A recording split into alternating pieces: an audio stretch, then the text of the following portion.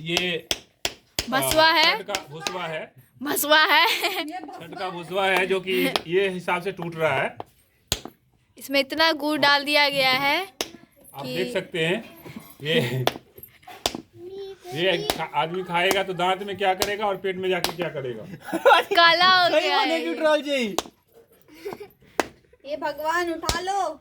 ये आदमी जो जिम जाता है उससे भी नहीं टूट रहा है, क्या कर सकते हैं।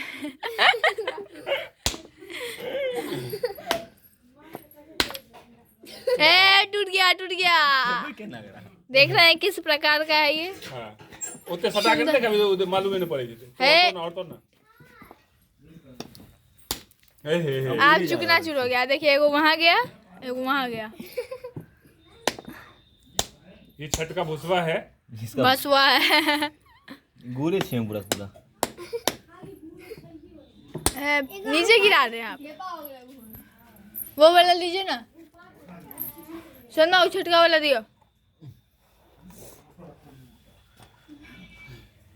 एक बार दो साल पहले ना दांत में सबसे अधिक अब दांत में टूट रहा है, लिटरली ऐसे ही टूट रहा है। ये तो टूट गया जल्दी।